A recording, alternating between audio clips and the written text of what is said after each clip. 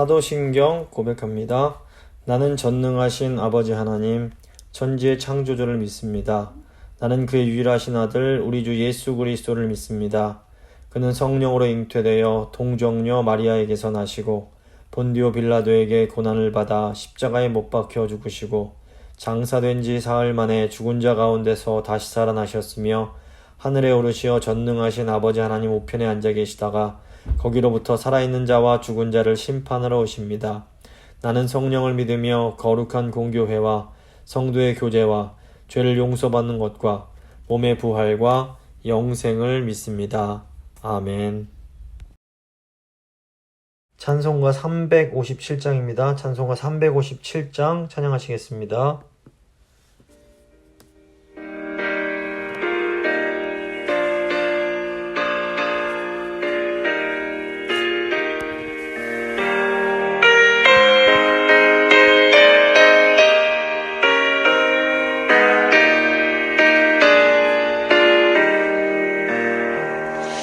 주님은 사람이 일어나 원인을 갚아요. 이 세상 모든 만위를 바쳐서 멸하세. 저 앞에 오는 적군을 다 싸워 주 예수의 이름으로 온 세상 이기네. 믿음이 이기네. 믿음이 이기네. 주 예수를 믿음이 온 세상이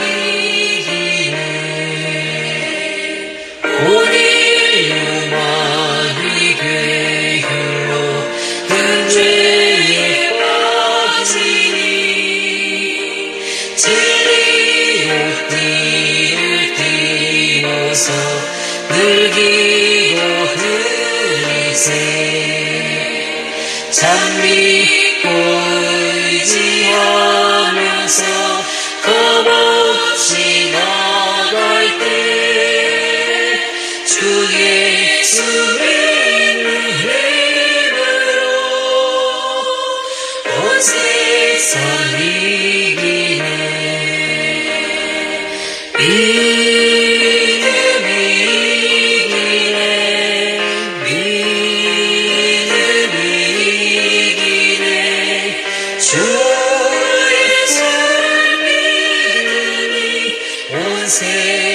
이기네. 그까지 이긴 자에게 긴 옷을 입히고 또 영생 복을 주시니 참 기쁨일세. 이 어두운 세상 지나서 저천성 가도록 주 예수의 이름으로 온 세상 이기네. 믿음이 이기네. 믿음이 이기네. 주 예수를 믿음이 온 세상 이기네.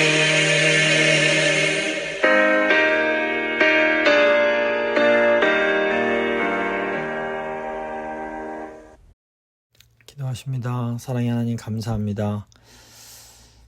주님께서 저희를 사랑하셔서 저에게 또 이렇게 누가복음을 통하여 그 하나님 나라의 기쁨을 또 다시 한번 알게 하시는 것 감사드립니다. 성령님, 이제 저희와 함께 하셔서 오늘 이 누가복음을 통하여 하나님 나라의 그 기쁨을 다시 한번 누리는 그런 복된 시간 될 수 있도록 주여 도와주시옵소서. 오늘 말씀 들으시는 성도님들 한 분 한 분 가운데 성령으로 충만케 하여 주시옵소서.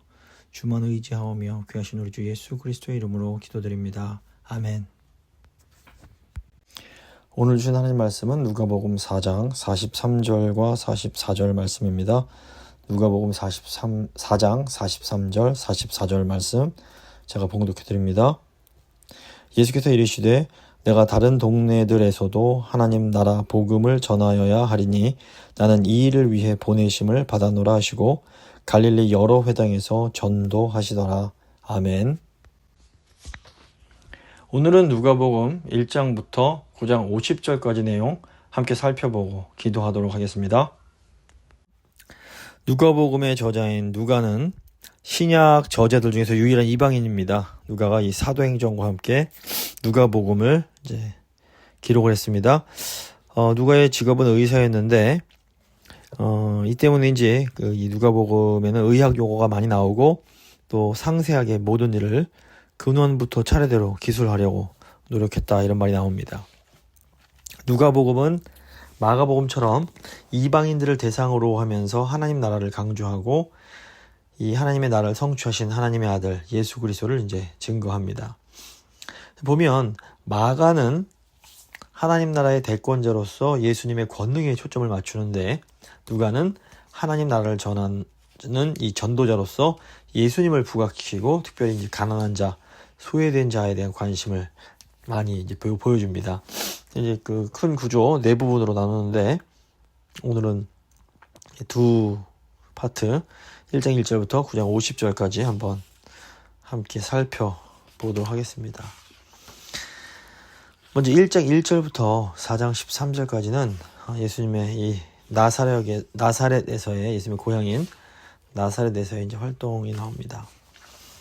누가복음은 예수님께서 그 시간적인 순서와 장소의 이동을 하신 그거에 따라서 기록이 됩니다. 첫 번째 장면은 예수님이 공생애 전까지 사셨던 고향 나사렛을 배경으로 하고 있습니다. 1장, 2장은 예수님의 탄생에 대한 겁니다.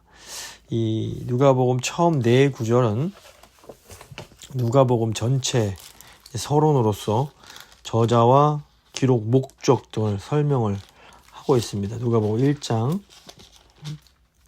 1절부터 4절 보시면 우리 중에 이루어진 사실에 대하여 처음부터 목격자와 말씀에 일꾼된 자들이 전하여 준 그대로 내력을 저술하려고 붓을 든 사람이 많은지라 그 모든 일을 근원부터 자세히 미루어 살핀 나도 데오빌로 각하에게 차례대로 써 보내는 것이 좋을 줄 알았노니 이는 각하가 알고 있는 바를 더 확실하게 하려 함이로라. 이렇게 되어 있습니다. 이 다음부터 세례 요한과 예수님의 그 수태 예고 출생을 쭉 묘사를 하는데 이 이야기들의 목적은 단순히 예수님이 어떻게 태어나셨는가를 보여주는 것이 아니라 탄생으로 말미암아 하나님 나라의 새로운 역사가 진행되고 있음을 여러 가지 이제 증거를 통해서 선포하는 거라고 볼 수 있습니다. 1장 5절부터 25절까지는 세례 요한이 수태하는 내용입니다. 이 제사장 사가랴는 아내 엘리사벳이 이제 불임이었기 때문에 늙도록 자식이 없었는데 천사가 아들을 낳을 것을 예고하면서 요한이라고 이름을 짓게 합니다. 예수님의 탄생과 함께 세례 요한을 중요하게 이제 다루고 있는데 그것은 이 세례 요한이 이 메시아 그리스도의 길을 예비하는 자였기 때문입니다. 구약의 맨 마지막 예언은 여호와의 날에 하나님이 엘리야 같은 선지자를 다시 보내셔서 그 백성을 회개하게 하여 하나님과의 관계를 회복하게 하시겠다라는 거였습니다. 이게 말라기 맨 마지막 4장 5절 6절 내용입니다. 누가는 마가와 마태 마가처럼 이 세례 요한이 이 예언을 성취한 자다 이렇게 설명하고 있습니다. 마태는 세례 요한을 그 엘리야와 직접 연관시키지 않고 단순히 이제 그 세례 요한이 엘리야의 특징적인 모습대로 약대 털옷을 입고 가죽띠를 띠고 나타났다는 것만 이제 말을 했는데 누가 같은 경우에는 구체적으로 말라기서의 예언을 인용하면서 세례 요한이 메시아 시대의 도래를 위해서 백성을 회개하도록 하는 사자다라는 것을 이제 증명을 합니다. 그래서 이제 1장 26절부터 56절은 이제 예수님의 또 수태에 대한 내용입니다. 세례 요한이 임신이 되고 6개월 후에 천사 가브리엘이 다윗의 자손인 요셉과 정혼을 한 처녀 마리아에게 가서 성령으로 말미암아 아들을 낳을 거라고 예고를 합니다. 그 아들이 하나님의 아들이라 일컬음을 받고 다윗의 왕위를 얻을 자가 된다는 것은 하나님이 다윗의 자손에게 영원한 왕권을 주시고 또 그 자손은 하나님의 아들이 될 것이라고 말씀하신 약속의 성취였습니다.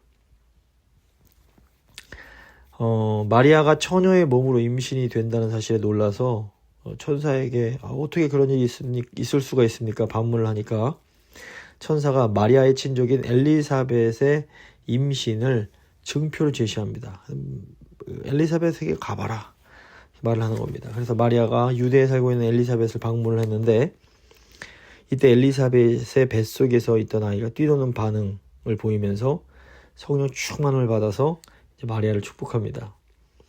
이에 대해서 마리아가 하나님을 찬양하면서 하나님의 은혜가 아브라함과 그의 자손에게 영원히 함께할 것을 이제 기원하면서 기도를 합니다. 이제 이 마리아의 찬가로 유명한 그 내용이 1장 46절부터 56절까지의 내용입니다. 이 아브라함에게 주신 이 복의 약속, 이제 마리아 뱃속에 있는 아들을 통해서 성취될 것을 이제 노래하는 내용입니다. 1장 55절 보시면 우리 조상에게 말씀하신 것과 같이 아브라함과 그 자손에게 영원히 하시리로다 이렇게 합니다. 그리고 이제 3달쯤 엘리사벳과 함께 있다가 이제 돌아왔는데 1장 57절부터 80절은 세례 요한이 먼저 출생하는 내용입니다. 때가 돼서 엘리사벳이 아들을 출산하고 사가랴는 천사의 지시대로 아들의 이름을 요한이라고 짓습니다. 이때 이제 처음 천사가 수태 예고를 할 때 믿지 않았던 그 이유로 그 입이 붙었던 것이 풀리게 되고 사가랴는 새 시대를 이루시는 하나님을 찬양하면서 예언을 하게 됩니다. 이 찬양은 메시아에 대한 예언에 대한 내용과 그 메시아의 길을 준비하는 선지자 요한에 대한 예언 이 두 부분으로 되어 있습니다. 그 메시아에 대한 예언이 1장 68절부터 75절까지고 76절부터 79절은 선지자 요한에 대한 내용입니다. 그래서 그 1장 69절 보시면 구원의 뿔을 그 종 다윗의 집에 일으켰으니 이렇게 표현이 되는데 이것은 다윗에게 주신 왕권을 성취하는 메시아가 나실 것을 선포하는 겁니다. 또 새 시대의 도래는 하나님이 거룩한 언약, 곧 아브라함에게 하신 맹세를 기억하고 성취하는 것이라고 이제 합니다. 마태는 그 마태복음 서두에서 아브라함과 다윗의 자손 예수 그리스도의 세계라 이렇게 간단하게 언급을 했는데 누가는 이방인들에게 보다 자세하게 예수님이 아브라함과 다윗의 언약을 성취하신 분이라는 것을 이제 설명을 하고 있습니다. 2장은 예수님의 탄생과 성장에 대한 겁니다. 요셉과 마리아는 나사렛에서 살고 있었지만 당시 로마 황제가 내린 법령에 따라서 원래 고향에 가서 호적을 하기 위해서 베들레헴으로 갑니다. 이때 만삭에 머무던 마리아가 베들레헴에서 예수님을 낳게 되고 이로써 베들레헴에서 왕이 날 것이라고 예언했던 선지자 미가의 예언이 성취가 되는 겁니다.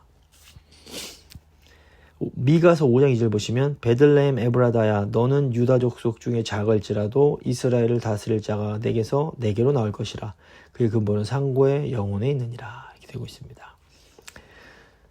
모세 율법에 따라서 요셉과 마리아는 정결 예식을 위해 아기 예수님을 예루살렘 성전으로 데리고 갑니다.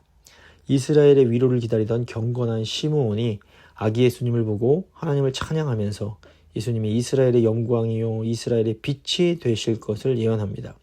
예수님으로 말미암아 이스라엘뿐 아니라 온 세상이 복을 받게 되는 영광스러운 새 시대가 찾아왔다는 것을 증거한 겁니다. 하지만 다른 한편 마리아가 아주 극심한 심적 고통을 당할 것을 또 예언함으로써 예수님께서 당하실 고난까지 예고를 하고 있습니다. 또 이때 성전을 떠나지 않고 금식하고 기도하며 섬기던 이 노인 안나 역시 아기 예수님 보고 하나님께 감사하며 예루살렘의 성령을 바라는 사람들에게 예수님에 대해서 이야기를 합니다. 이 예수님께서 구약 성경, 특히 선지서에서 예언된 예루살렘의 영광스러운 회복을 성취하시는 분이란 것을 이제 증거했던 겁니다. 이제 아기 예수님은 육체적으로 또 정신적으로 성장을 잘 하셨고, 예수님이 자라시는 동안 하나님의 특별한 은혜와 사랑이 예수님과 함께 했다는 내용이 이제 누가복음에 또 나오고 있습니다. 2장 40절을 보시면 아기가 자라며 강하여지고 지혜가 충만하며 하나님의 은혜가 그의 위에 있더라, 이런 말씀이 나오고, 또 2장 52절에도 예수는 지혜와 키가 자라가며 하나님과 사람에게 더욱 사랑스러워 가시더라, 이렇게 나오고 있습니다. 근데 이제 보면 예수님의 성장에 대한 다른 기록은 없고, 그냥 예수님이 12살 때 부모님과 함께 6월절 성전에 방문한 기사 하나만 나와 있습니다. 그 절기가 끝나고 요셉과 마리아가 고향으로 이제 돌아가는 길에 예수님이 함께 하시지 않는 것을 알고 근심하며 돌아와서 성전에서 이 아기 예수님을 찾는 겁니다. 근데 이때 예수님이 내가 내 아버지 집에 있어야 될 줄을 알지 못하셨나이까, 이렇게 부모님께 반문을 합니다. 이것은 하나님의 아들로서 자기 이해를 하고 있음을 이제 보여주는 겁니다. 즉 예수님은 아버지와 아들의 친밀한 관계 속에서 하나님의 뜻을 행하시는 그리스도이심을 이제 말씀하신 겁니다. 따라서 이 말씀은 수태 예고 때부터 이제 정결 예식에 이르기까지 다른 사람들의 입을 통해서 증거된 예수님의 그 정체성에 대한 결론이자 정점이라고 볼 수 있습니다. 예수님 스스로 하나님의 아들이심을 드러내신 겁니다. 누가복음 3장은 세례와 족보에 대한 내용입니다. 12살 때 예수님의 성전 방문 이외에 다른 내용은 없이 이제 성인, 약 30세 성인이 되어서 사역을 시작하려는 그 요한과 예수님에게로 이제 내용이 넘어가게 됩니다. 예수님 공생애를 시작하시기 전에 그 세례 요한에게 세례를 받으심으로 사역을 위한 준비를 하십니다. 3장 1절부터 22절까지는 세례 요한의 세례입니다. 세례 요한이 먼저 광야에서 하나님의 말씀을 받아 선포하기 시작합니다. 이것은 말라기 이후 400년의 어떤 침묵기를 깨고 선지자를 통한 하나님의 계시가 나타난 겁니다. 세례 요한은 사람들에게 회개를 촉구하면서 세례를 줌을 통해서 메시아의 길을 준비했고, 누가는 이것을 이사야 40장 3절에서 5절에 있는 예언의 성취로 보게 됩니다.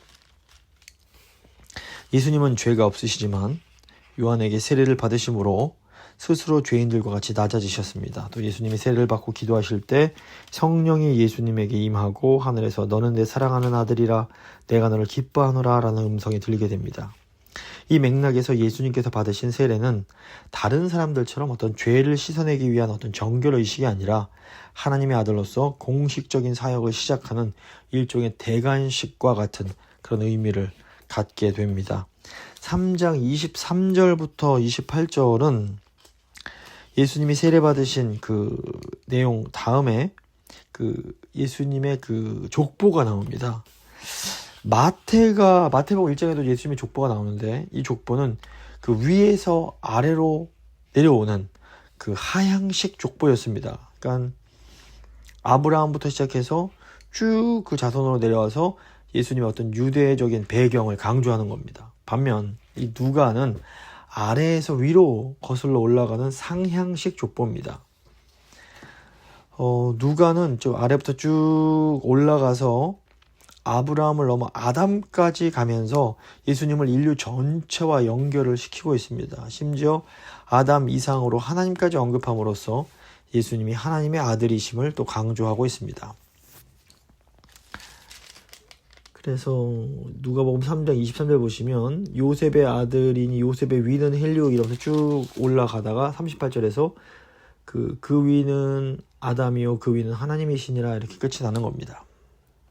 그래서 아브라함부터 다윗까지는 이 누가 족보에서 두 사람이 빠진 것 외에는 그 마태복음의 족보와 명단이 정확하게 일치합니다. 그런데 다윗 이후의 계보가 좀 달라집니다. 마태는 다윗 이후 솔로몬으로 이어지는 왕가의 계보를 보여줌으로써 예수님이 다윗의 이상을 이룬 메시아이심을 강조합니다. 반면에 누가는 솔로몬 대신 나단으로 이어지는 평민의 계보를 제시합니다. 보면 마태복음에 나오는 요셉의 아버지 이름과 누가복음에 나오는 요셉의 아버지의 이름이 서로 다릅니다. 마태복음에서는 아버지의 이름이 야곱인데 누가복음에서는 요셉의 아버지 이름이 헬리로 되어 있습니다. 이에 대해서 이제 성경학자들은 크게 이제 두 가지 가능성을 제시합니다. 첫 번째는 그 법적인 아버지와 육신적인 아버지가 이제 서로 다를 가능성을 제시합니다. 실제로 뭐 구약에서 형사 취수자라든가 이런 거에 따라서 낳아준 아버지는 계시지만 뭐 아버지가 돌아가시고 뭐 이렇게 양자로 입양이 됐거나 이런 가능성이 있고, 또 하나는 이 마리아의 그 아버지의 이름이 이제 헨리일 수 있다. 그래서 그 아들이 없었기 때문에 대를 그 사위인 요셉이 있게 된 것이다. 이런 식으로 또 이제 설명을 하기도 합니다. 어찌됐건 간에 중요한 것은 그 요셉이 다윗의 혈통의 후손이라는 것에 대해서는 이 두 마태복음과 누가복음이 모두 강조를 하고 있는 걸 볼 수 있습니다. 이제 4장 1절부터 13절까지는 예수님이 시험 받으시는 내용입니다. 예수님께서 세례 받으시고 성령 받으신 후에 성령의 인도를 따라 40일을 광야에서 금식하고 지내시고 마귀에게 시험을 받으십니다. 이렇게 예수님께서는 친히 육신의 고통과 영적인 도전을 겪어보셨기 때문에 우리 인간의 약함을 누구보다도 잘 아시고 우리를 도와주실 수가 있는 겁니다. 그래서 히브리서 2장 18절 보시면 그가 시험을 받아 고난을 당하셨은즉 시험받는 자들을 능히 도우실 수 있느니라 이렇게 말씀합니다. 그렇기 때문에 이 예수님의 시험은 그 세례와 마찬가지로 예수님의 공생의 사역을 위한 준비였다고 볼 수 있습니다. 하지만 예수님의 이 시험은 보통 인간들과 같이 어떤 죄에 끌리는 그런 유혹은 아닙니다. 왜냐하면 예수님은 죄가 없으신 분이기 때문에 그렇습니다. 이 시험은 이 앞에서 하나님의 아들로 선포하신 말씀에 대한 도전이며 또 이 시험을 통해서 예수님은 참 하나님의 아들의 모범을 이제 보여주시는 겁니다. 시험 받으신 것에 대한 이 기사가 마태복음과 거의 이제 똑같은데 단지 이제 두 번째 시험과 세 번째 시험의 순서가 좀 뒤박혀 있습니다. 이제 두 번째 파트로 누가복음 4장 14절부터 9장 50절까지는 예수님께서 세례 받으신 후에 본격적으로 공생의 사역을 시작하시는 내용입니다. 예수님께서 먼저 예수님이 자라나신 고향 나사렛에서 시작하셔서 인근 그 갈릴리 호수 주변을 다니시면서 권위 있는 교훈으로 가르치시고 치유의 기적을 이제 행하시게 됩니다. 갈릴리 사역입니다. 4장 14절부터 7장 17절은 이제 예수님의 그 소문이 퍼지는 그런 내용이 나옵니다. 4장 14절부터 5장 11절은 이제 예수님의 그 초기 사역에 대한 것으로 예수님께서 갈릴리에서 말씀을 가르치시고 치유를 하시니까 예수님의 그 권위와 능력이 나타나서 많은 사람들이 놀라고 그 소문이 사방에 퍼지게 됩니다. 4장 14절 15절을 보시면 예수님이 여러 마을에 그 회당을 돌면서 말씀을 가르치시자 사람들이 놀라고 그 칭송하는 그런 내용이 나오게 됩니다. 그리고 4장 16절부터 30절까지는 그 유명한 나사렛 선언입니다. 여러 마을에서 긍정적인 반응을 받으신 것과는 달리 예수님께서는 고향 마을인 나사렛에서는 예수님의 권위를 인정받지 못하십니다. 그리고 사람들로부터 배척을 당하십니다. 그래서 마태와 마가는 예수님이 고향에서 배척당하신 일을 이 사역 중간에 일어난 것으로 기록을 하고 있는데 누가는 이제 이것을 그 앞당겨서 사역 초반부에 설명을 하고 있습니다. 이제 왜냐하면 이 누가의 그 누가복음 기록 목적과 이 내용이 부합하기 때문입니다. 예수님의 사명 선언과 이 사역의 본질적인 목적이 이제 여기 담겨 있습니다. 예수님께서 이사야서 61장 1절과 2절 말씀을 읽으십니다. 이사야서 61장 1절 2절 말씀, 주 여호와의 영이 내게 내리셨으니 이는 여호와께서 내게 기름을 부으사 가난한 자에게 아름다운 소식을 전하게 하려 하심이라. 나를 보내사 마음이 상한 자를 고치며 포로된 자에게 자유를, 갇힌 자에게 노임을 선포하며 여호와의 은혜의 해와 우리 하나님의 보복의 날을 선포하여 모든 슬픈 자를 위로하되. 그러니까 예수님께서 이 말씀을 읽으시고 그 예언이 바로 자기를 통하여 성취되었다 이 선언을 하시는 겁니다. 즉 예수님이 성령 받아 가난한 자에게 복음 전하시고 질병과 억눌린 자들을 자유케 하는 그 기름 부음 받은 자라는 것을 선포하시는 겁니다. 내가 바로 그 메시아다 선포하고 계십니다. 그리고 이제 4장 31절부터 44절을 보시면 예수님께서 전도하시고 치유하는 내용이 나오는데 이 나사렛 선언 이후에 누가는 이제 실제로 예수님이 전도와 치유를 어떻게 행하셨는지를 이제 기록하고 있습니다. 예수님이 그 가버나움 동네에서 권위 있는 가르침을 전하시고 또 귀신 들린 사람을 보시고 그 귀신을 쫓아내서 그들을 자유롭게 하십니다. 또 시몬의 장모의 열병을 고쳐주시고 그 밖에 귀신 들린 자들을 많이 치유하십니다. 이렇게 예수님께서 치유의 기적을 행하시니까 사람들이 예수님을 저희와 머물러 주십시오 붙잡지만 예수님은 하나님 나라의 복음을 다른 동네에서도 전하기 위해서 떠나십니다.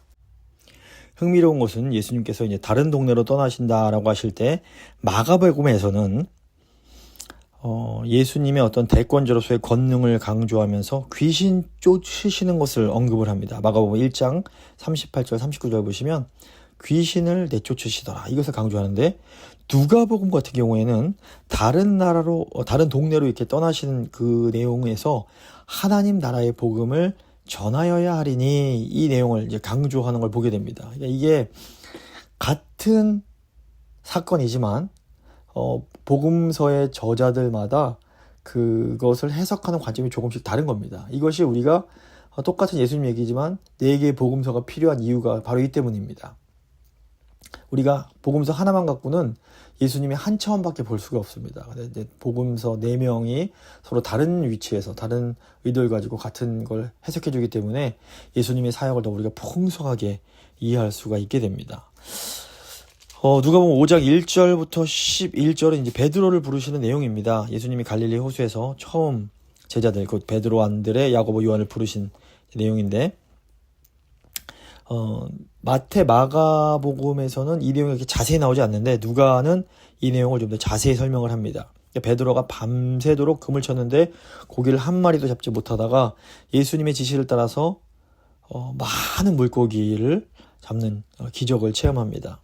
예수님의 그 권능 앞에서 두려움에 휩싸인 베드로가 자신이 죄인임을 고백하면서 저를 떠나십시오 이렇게 요청을 합니다. 이때 예수님께서 그 베드로를 제자로 삼으시면서 베드로의 동업자인 그 야고보와 요한도 함께 예수님을 따르게 됩니다. 그리고 그들을 이제 사람을 낳는 어부가 되게 하겠다 말씀을 하시는 겁니다.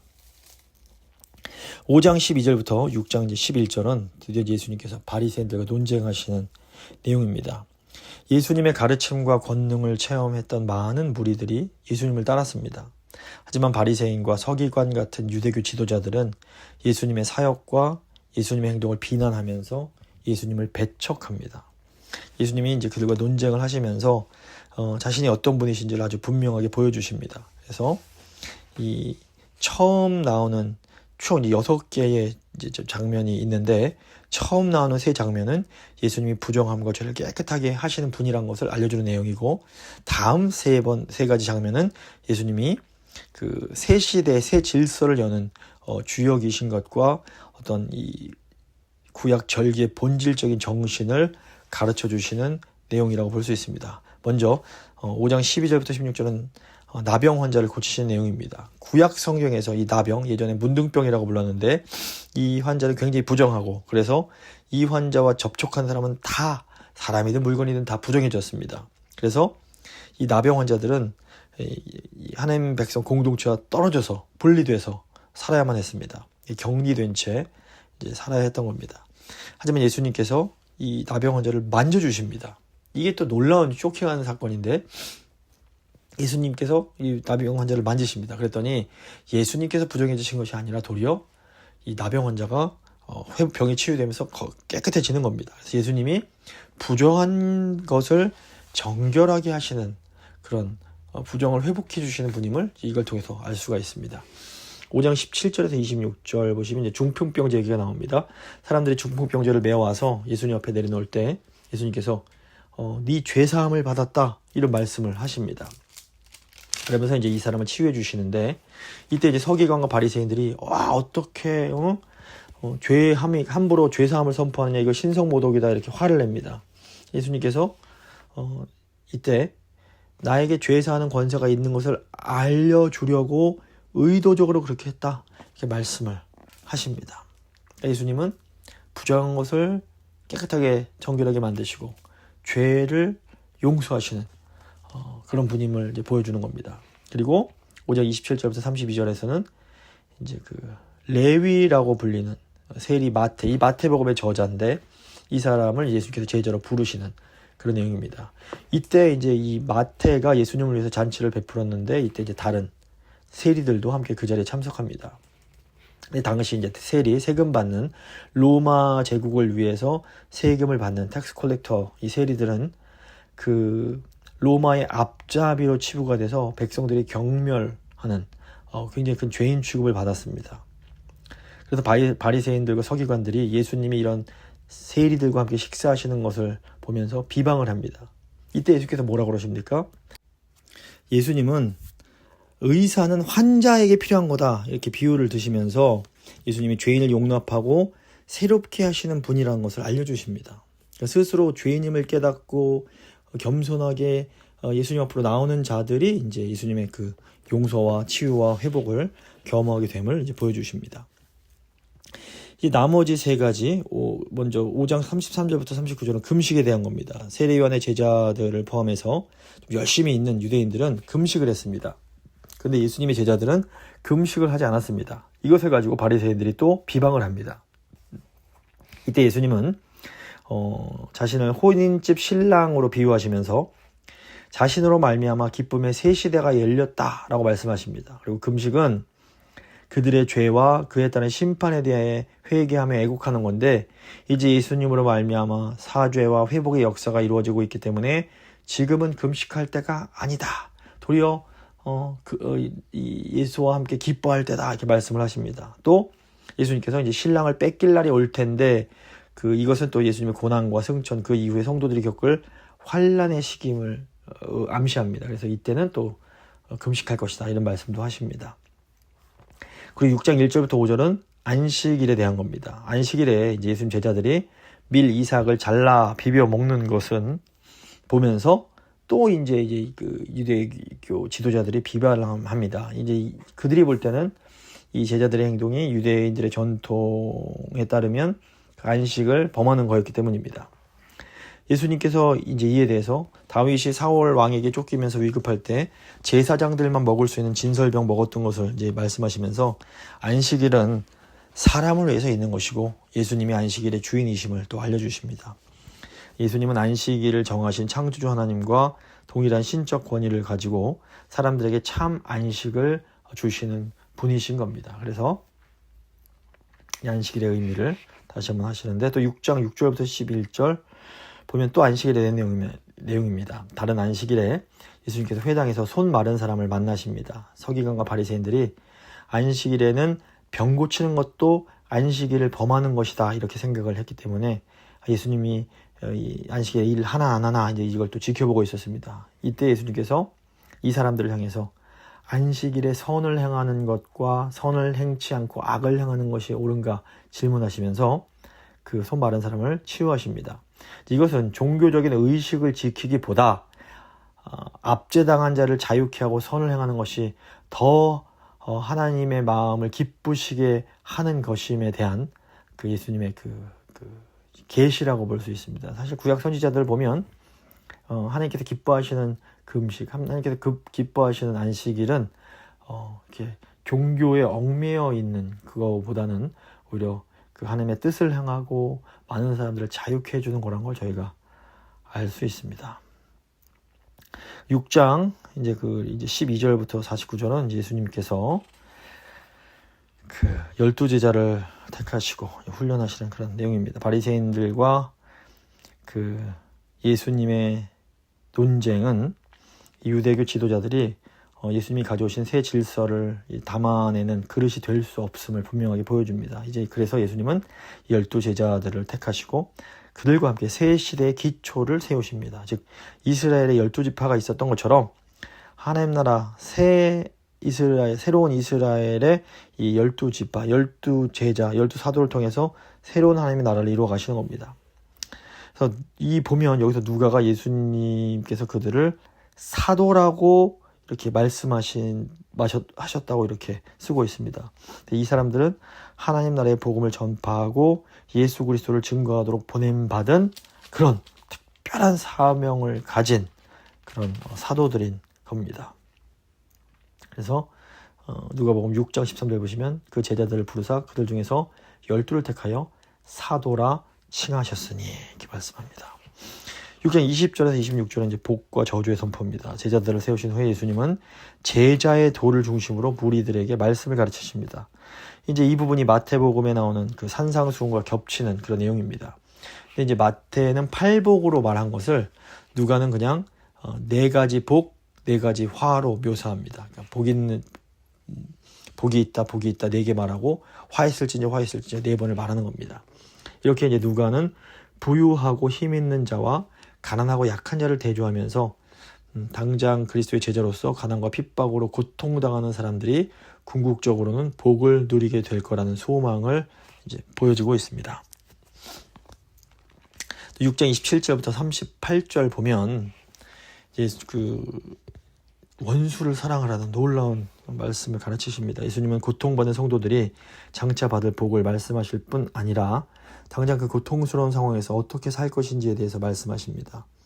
그리스도의 제자들은 보통 사람들의 수준을 넘는 놀라운 사랑을 베풀어야 됩니다. 즉 자기를 선대하고 사랑하는 사람들만 사랑하는 것이 아니라 자기를 핍박하고 미워하는 원수라도 오히려 선대하고 사랑하며 또 다른 사람들의 필요에 대해서 인색하지 말고 하나님 아버지께서 그러신 것처럼 후하게 베풀라고 말씀하십니다.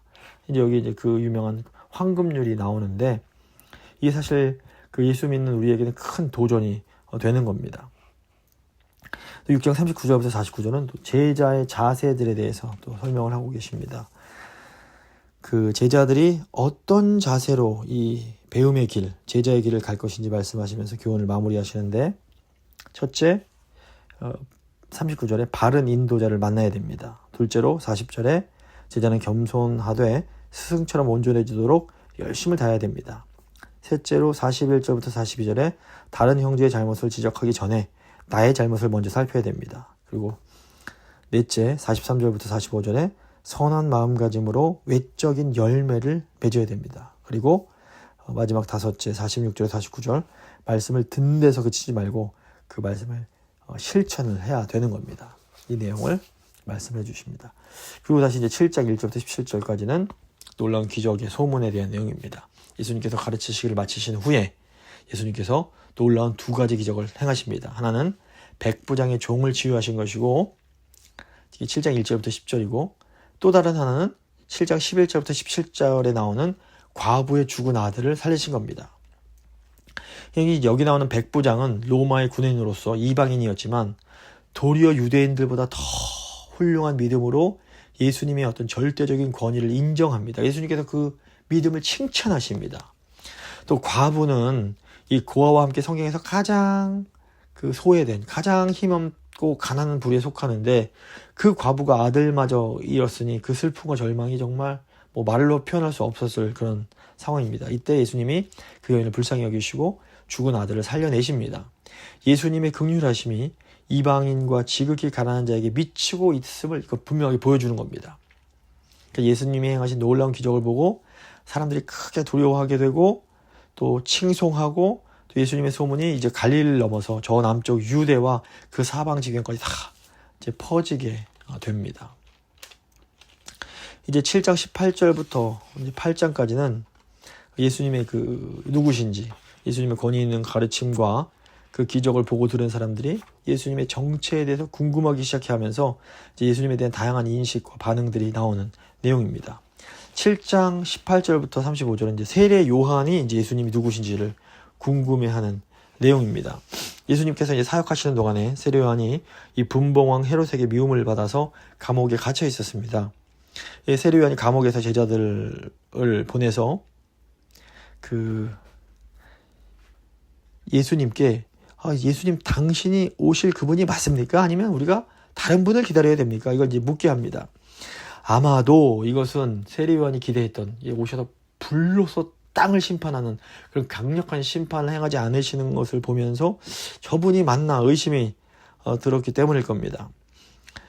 이에 대해서 예수님은 직접적으로 내가 그 사람이다 이렇게 말씀하지 않으시고 그냥 기적적인 치유가 지금 일어나고 있고 가난한 자들에게 복음이 전파되고 있다 이렇게 얘기를 해주어라 이렇게 말씀을 하십니다. 이것이 이제 바로 이사야 선지자가 예언했던 새 시대의 표주였기 때문입니다. 그래서 예수님 사역의 본질적인 두 가지 그 영역이 어떤 기적과 치유와 가난한 자에게 복음이 전파되는 겁니다. 그래서 예수님의 대답은 분명하게 바로 자신이 새 시대의 구원을 이루는 약속된 구원자임을 이제 알려주신 겁니다. 요한의 제자들을 이제 보내신 후에 예수님이 이 세례 요한이 참 위대한 사람이다 이렇게 높여주십니다. 누가가 처음부터 소개했던 것처럼 이 세례 요한은 메시아의 길을 준비하면서 새 시대의 도래를 알리는 선지자였습니다. 하지만 하나님 나라에서 극히 작은 자가 세례 요한보다 더 크다 이렇게 말씀하십니다. 왜냐하면 세례 요한은 옛 시대의 끝자락에 서서 하나님 나라가 이루어지는 새 시대의 소식과 복을 알지 못하기 때문입니다.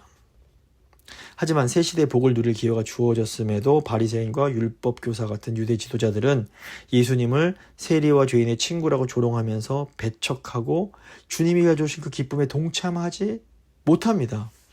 예수님은 의사와 환자의 비유로 말씀하신 것처럼 세리와 죄인을 회복하도록 오신 분이기 때문에 그 말씀은 틀린 말은 아니었습니다.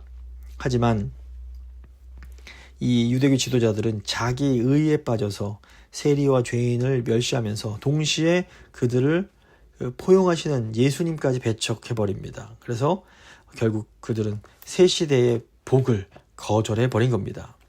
하지만 지혜는 자기의 모든 자녀로 인하여 옳다함을 받는다라는 이 속담처럼 새 시대의 복음은 예수님을 믿고 따르는 자들을 통해서 널리 이제 확장되게 되는 겁니다. 7장 36절부터 50절은 죄사함 받은 여인에 대한 내용입니다. 예수님이 시몬이라는 바리새인의 집에 초청을 받아서 식사를 하십니다. 이때 그 동네에서 죄인으로 유명한 여인이 예수님께 와서 눈물로 발을 적시고 머리털로 그 발을 닦은 후 향유를 붓습니다.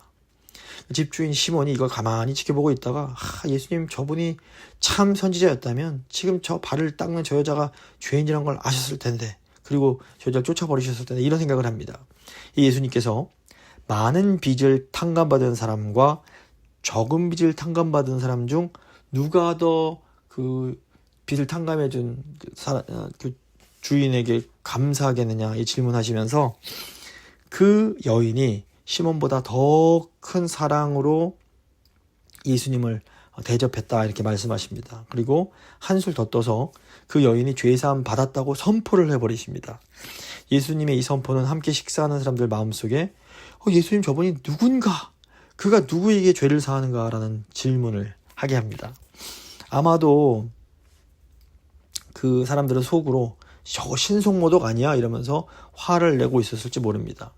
하지만 이와 반대로 죄사함 받은 여인은 믿음의 결과로 구원의 기쁨과 평안을 누리게 되는 겁니다. 그런데 이런 일들이 2000년 전 예수님 당시에만 일어난 것이 아니라 2000년 그 교회 역사 속에서 끊임없이 일어나 왔습니다. 예수님의 은혜를 사모하고 비록 죄인이지만 믿음으로 나아가서 용서받으며 그 주님께서 주시는 기쁨을 누린 사람들이 있는가 하면 자기가 의롭다고 생각하면서 예수님이 주시는 그 기쁨에 참여하지 못하는 사람들이 있어 왔습니다. 누가복음 8장 1절부터 21절은 이제 복음 전파 응답에 대한 겁니다. 누가는 예수님이 하나님 나라를 선포하시며 복음 전하시는 전도자이심을 강조합니다. 예수님 말씀을 듣고 따르는 12제자가 있었고 또 치유받은 여인들과 물질로 돕는 여인들도 함께 했습니다. 그리고 예수님 가시는 곳마다 많은 무리가 와서 예수님의 말씀을 들었습니다.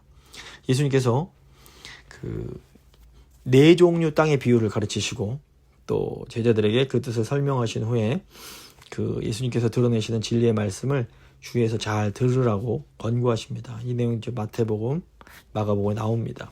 그리고 예수님이 육신의 어머니와 동생들 대신에 하나님의 말씀을 듣고 행하는 이 사람들이 진짜 그 가족이요 친척이다 이렇게 인정을 하시는데, 이것은 예수님의 가르침을 듣고 바르게 응답하는 것이 얼마나 중요한지를 보여줍니다. 한 입으로 예수님 믿는다 이게 아니라 예수님 말씀대로 순종하면서 가는 사람이 하나님의 자녀들이라는 겁니다. 8장 22절부터 56절은 이제 또다시 기적과 치유의 내용입니다. 누가가 이제 예수님의 전도와 함께 예수님의 사역의 또 다른 그 축인 또 치유 사역을 또 말합니다. 그리고 여기 이제 4가지 기적들이 나오는데, 이것은 예수님이 어떤 절대적인 그 권위를 가지신 분임을 보여줍니다. 먼저 8장 22절부터 25절은 예수님이 제자들과 함께 배를 타고 호수를 건너 가실 때 큰 광풍을 만나서 배에 물이 차고 위급한 상황을 맞게 되는 겁니다.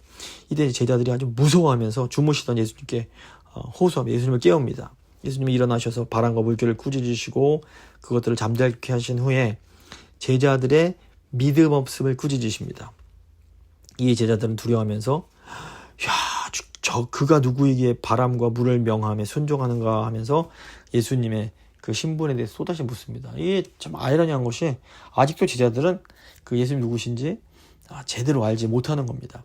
예수님은 자연 세상을 다스리는 창조주의 권세를 가지신 분이며 어떤 재난도 그 하나님의 백성을 함부로 해치지 못한다는 것을 보여줍니다.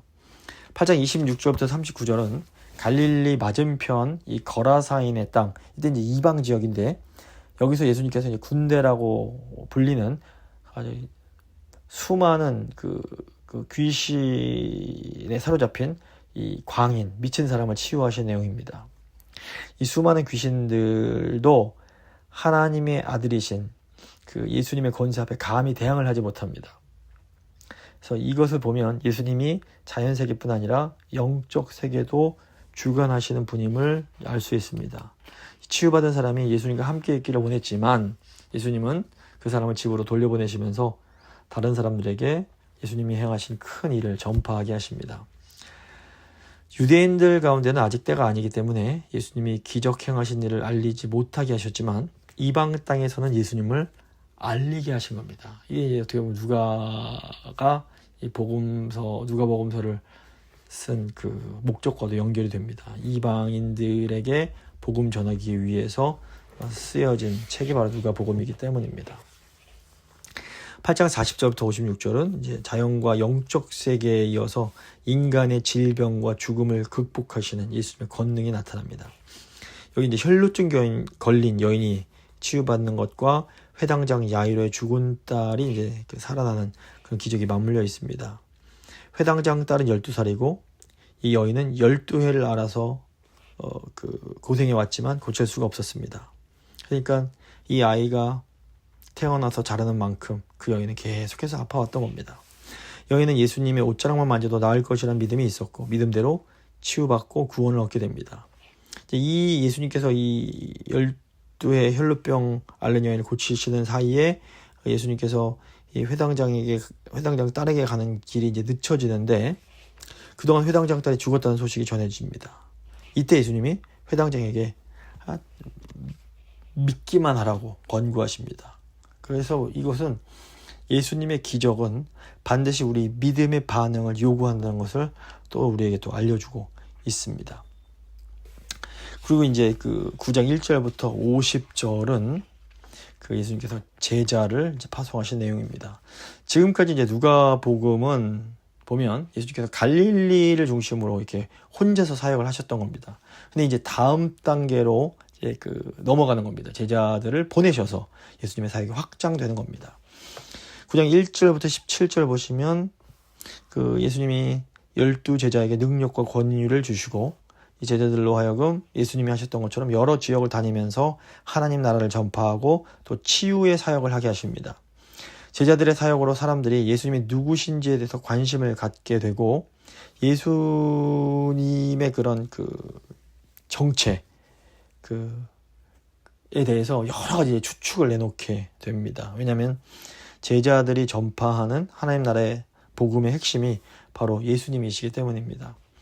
그래서 어떤 사람들은 헤롯에게 처형당한 세례 요한이다, 또는 옛 선지자 중 하나가 다시 살아났다, 또는 종말에 오기로 한 예언되었던 엘리야다, 이런 식으로도 얘기를 합니다. 또 헤롯도 예수님에 대한 이런 말들을 듣고 예수님이 누구신지 이제 보고 싶어 합니다.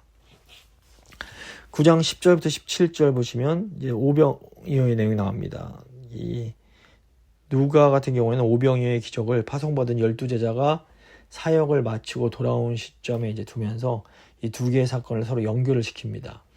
제자들의 사역 보고를 들으시고 예수님은 그들을 데리고 벳세다로 가시는데, 이때도 이제 무리들이 알고 예수님을 따라온 겁니다. 이제 예수님이 이들을 내치지 않으시고 역시 하나님 나라를 전파하시고 또 그들을 치유하십니다. 날이 저물어서 12사도들이 예수님께 이제 예수님 사람들 보내서 이제 음식을 먹게 하자고 제안을 합니다.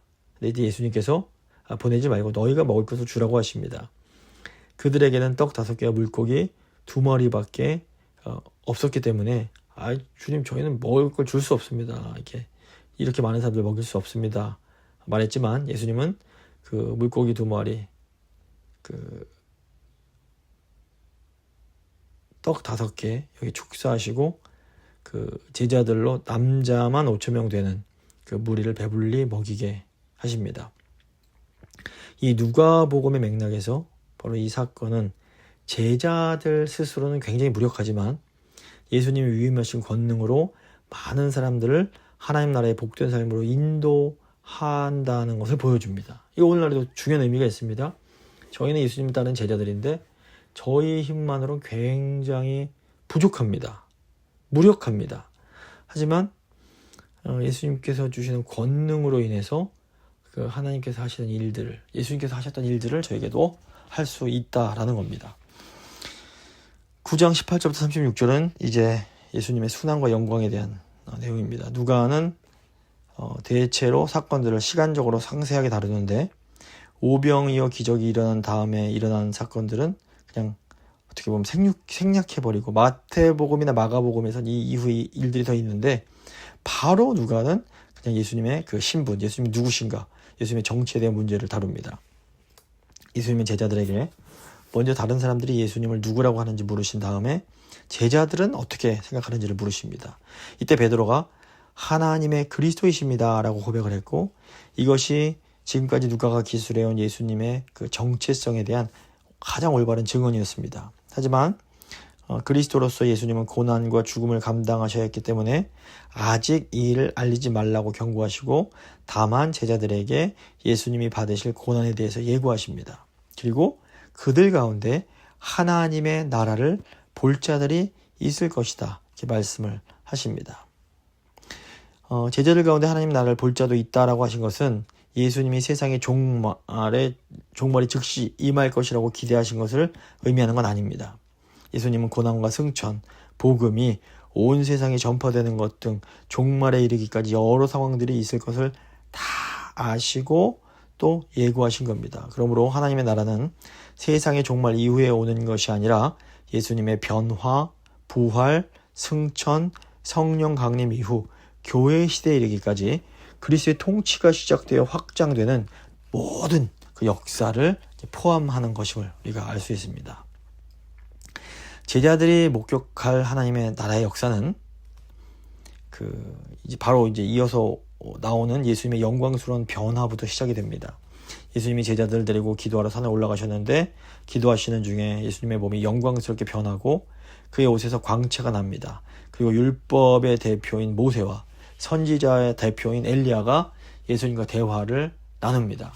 누가는 그들이 예수님께서 예루살렘에서 별세하실 것을 말했다고 기록합니다.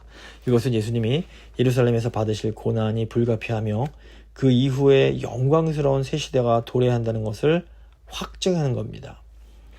이때 이는 나의 아들 곧 택함을 받은 자니 너희는 그의 말을 들으라 라는 하나님의 음성이 들리게 됩니다. 이것은 예수님이 공생애를 시작하실 때 하신 그 선포, 세례 받으실 때 들었던 그 선포를 재확증하는 것이었습니다. 하지만 좀 더 자세히 살펴보면 이 세례 받으실 때는 예수님이 하나님의 아들 되시는 정체성만 말씀을 하셨다면, 이제 이 변화선에서는 예수님이 대권적 통치가 그 본격적으로 시작되는 것을 선포하는 거라고 볼 수 있습니다. 그래서 너희는 그의 말을 들으라. 이제 이 말씀이 더 추가가 됩니다. 우리가 그 예수님의 대권자로서 예수님 말씀에 순종해야 됨을 의미합니다. 그리고 이제 그 두 번째 파트의 마지막 부분인 9장 31절에서 50절은 제자들의 이 미숙함이 드러납니다. 여기 이제 쭉 4가지 사건이 나오는데 예수님이 이제 정말 별세하실 때 그 세상을 떠나실 때가 다가오고 있지만 여전히 제자들이 매우 미숙함을 알 수 있습니다. 9장 37절부터 43절 보면 예수님이 변화산에 계시는 동안 사람들이 남아있는 제자들에게 귀신이 들려서 발작하는 한 소년을 데려와서 그 귀신을 쫓아달라고 부탁을 합니다. 그런데 제자들이 고치지 못하고 막 소동이 일어나고 있는 겁니다. 예수님께서 이걸 보시면서 믿음 없는 그 제자들에 대해서 탄식하시고 그 소년을 고쳐주셨습니다. 그리고 이제 9장 43절부터 45절 사람들이 당장 그 눈앞의 기적을 보고 놀라고 있을 때 예수님은 자신을 높이지 않으시고 도리어 장차 받으실 고난에 대해서 말씀하십니다. 하지만 제자들은 예수님 말씀의 의미를 알지를 못하고 심지어 또 이제 묻기조차 두려워했습니다. 그리고 9장 46절부터 48절은 예수님께서 이제 고난 받으시기 위해서 길을 떠나려고 하시는데 제자들이 이 서열 다툼, 자리 다툼을 하고 있는 겁니다. 그래서 예수님은 지극히 작은 어린 아이라도 영접할 만큼 아주 겸손해져야 한다는 것을 이제 또 가르쳐 주십니다. 그리고 이제 9장 49절, 50절은 제자들이 이제 다른 사람들이 주님의 이름, 예수님의 이름으로 귀신 쫓아내는 것을 보고 금지시켰다. 제가 못하게 막았습니다. 이렇게 하면서 자기들만의 어떤 일종의 독점권, 독점하고자 하는 그런 욕심을 드러냅니다. 이때 예수님은 우리를 반대하지 않는 자들은 우리를 위하는 것이니 그들을 막지 말라. 이렇게 말씀을 하십니다. 오늘 함께 나눈 말씀을 좀 정리를 해보면 이 누가복음은 이방인들을 위해서 기록된 복음서이고 또 특별히 하나님 나라를 증거하는 이 전도자로서 예수님을 특별히 강조하고 있습니다. 예수님께서 이 하나님 나라 복음을 전하는 동역자들로서 제자들을 세우십니다. 근데 이 제자들이 굉장히 보면 연약하고 무력합니다. 예수님께서 이 제자들 보면서 이 믿음 없음을 한탄하시는 내용들이 나옵니다. 근데 이 제자들이 우리의 모습과 비슷합니다. 중요한 것은 예수님께서 이 제자들을 끝까지 포기하지 않으시고 이 제자들을 통하여 하나님 나라 복음을 계속해서 증거하게 하신다는 겁니다. 그래서 우리가 한번 기도할 때 하나님, 우리 예수님께서 가져오신 이 하나님 나라의 기쁨을 저희가 먼저 누리게 하시고 저희가 저희 힘만으로는 이 하나님 나라를 강력하게 증거하는 증인이 될 수 없사오니 정말 성령으로 충만하게 하셔서 아버지 저희를 통해 예수님의 그 권능이 나타나기를 주님 나타날 수 있도록 주여 도와주시옵소서. 한번 간절한 마음으로 함께 기도하도록 하겠습니다. 기도하십니다.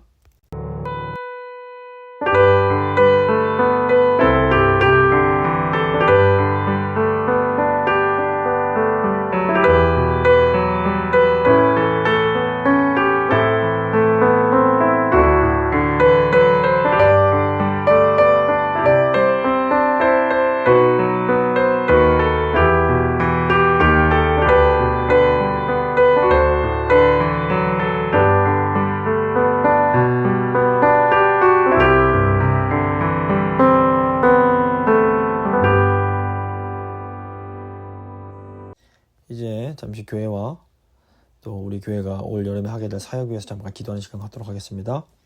첫 번째 기도는 성령께서 주시는 생명이 넘치는 교회가 될 수 있도록 기도해 주시기 바랍니다.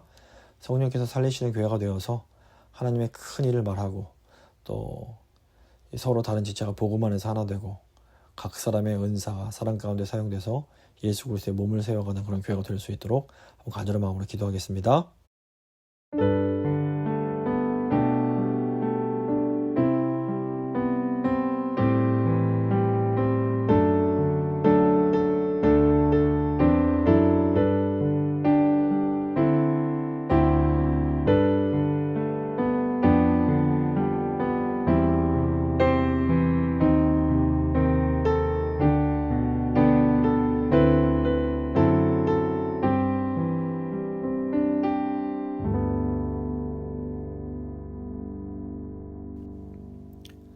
이제 두 번째로 우리 교회 환우들과 다음 세대 위해서 기도하는 시간 갖도록 하겠습니다.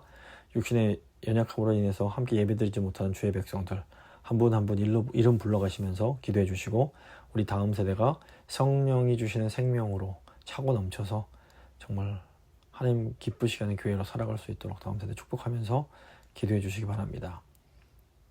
기도하시겠습니다.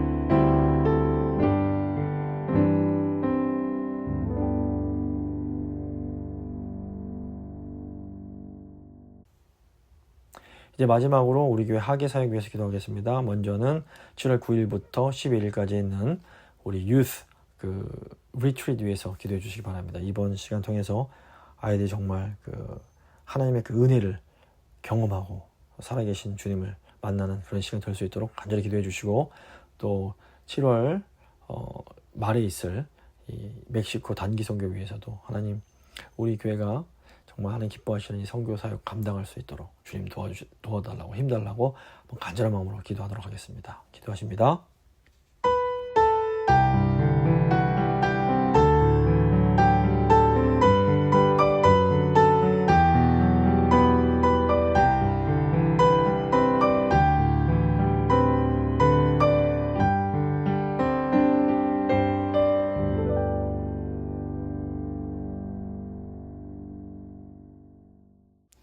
살아계신 하나님 아버지 감사를 드립니다. 오늘 누가복음 말씀 통해서 이 하나님 나라에 큰 기쁨이 있는데, 먼저 아버지 주님, 저희가 이 하나님 나라의 기쁨을 하나님의 은혜로 먼저 누리게 하시고, 또 이 하나님 나라의 큰 은혜를 정말 담대하게 세상 가운데 전할 수 있기를 간절히 원합니다. 저희 무로 할 수 없사오니 성령으로 충만하게 하사 능력 가운데 예수님께서 하셨던 그 일들, 하나님 나라를 증거하는 그 일들 저희가 잘 감당할 수 있도록 주님 함께하여 주시옵소서. 주님, 무엇보다 그 일을 하려면 성령께서 주신 그 생명이 저에게 넘쳐야 가능합니다. 성령님의 그 능력이 저희 가운데 나타날 수 있도록 주여 도와주시길 원합니다. 그래서 저희가 성령 안에서 하나 되고 성령의 은사를 통해서 교회를 더 세우고 아버지 하나님 나라를 세상 가운데 보여주는 아버지 그런 교회가 될 수 있도록 주님 함께하여 주시옵소서. 또 육신의 연약함 때문에 함께 예배드리지 못한 주의 백성들 주님 긍휼히 여기시고 힘과 능력 더하여 주시옵소서. 비록 육신은 날로 연약해 가지만 정말 그 주님을 향한 사랑과 그 믿음은 날로 더 강해져 가게 하시고 깊어져 가게 하시고 더 넓어져 갈 수 있도록 주여 도와주시옵소서. 또 사랑하는 가족들 돌보는 그 주의 백성들도 또 힘을 주시고 지치지 않을 수 있도록 힘과 능력 더하여 주시길 간절히 소망합니다. 올여름에 주님 저에게 주어진 귀한 사역들 위해서 기도합니다. 먼저는 아버지 7월 9일부터 있는 그 유스 수련회 위해서 기도합니다. 주님, 저희 다음 세대가 정말 예수님 만나야 아버지 정말 소망이 있습니다. 주님, 다른 무엇보다 저희 아이들이 먼저 정말 살아계신 주님을 경험하게 하시고 정말 믿음 가운데 성장할 수 있도록, 그래서 정말 주님을 위하여 큰 일을 감당할 수 있도록 주님 함께하여 주시옵소서. 또 7월 말 8월 초에 있는 아버지 멕시코 단기 선교도 주님 함께 하셔서 정말 복음 들고 산을 넘는 자들의 발길이 아버지 복되도록 말씀하셨는데, 저희가 정말 복음 들고 그 땅에 나아가서 복음 전할 때 정말 하나님의 나라가 그 멕시코 땅에도 임하는 귀한 일들이 일어날 수 있도록 주님 함께해 주시옵소서. 이 모든 곳에서 함께 준비하고 있는 주의 백성들 좀 기억하여 주시고 정말 처음부터 끝까지 모든 여정 가운데 주님 동행하시고 저희를 통하여 역사하여 주시옵소서. 주님 은혜 감사드리며 귀하신 예수 그리스도의 이름으로 기도합니다. 아멘. 찬송가 497장입니다. 찬송가 497장 찬양하시겠습니다.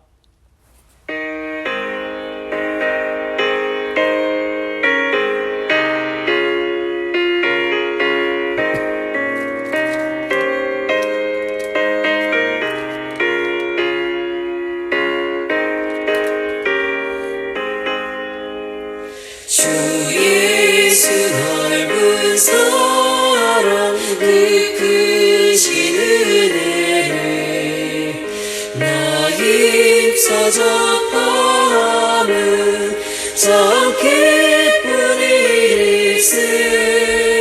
주 예수 복된 말씀 생명과 진리요 내 맘의 갈급함을 다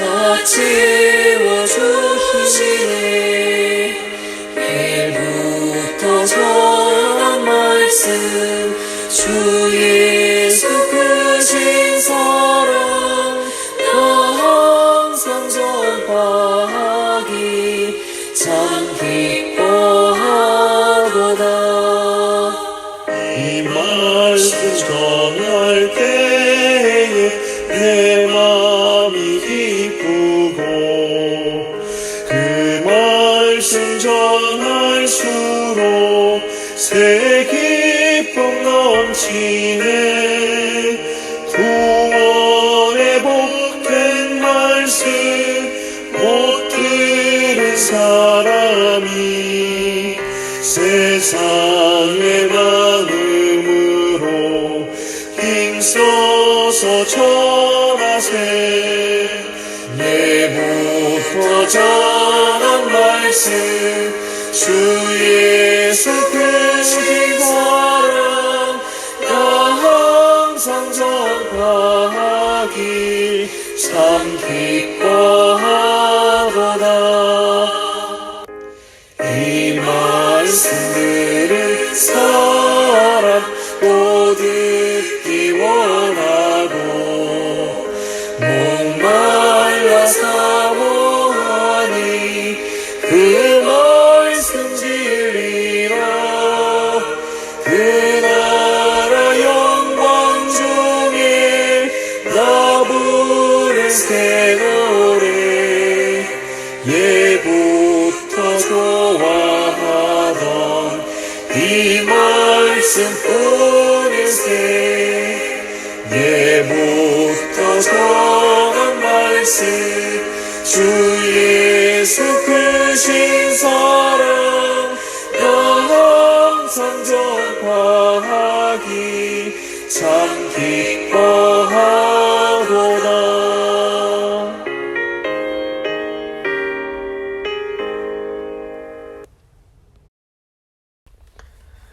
주님 가르쳐 주신 기도로 예배 마치도록 하겠습니다.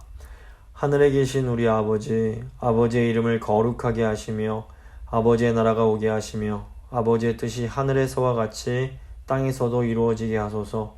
오늘 우리에게 일용할 양식을 주시고 우리가 우리에게 잘못한 사람을 용서해 준 것 같이 우리 죄를 용서해 주시고 우리를 시험에 빠지지 않게 하시고 악에서 구하소서. 나라와 권능과 영광이 영원히 아버지의 것입니다. 아멘.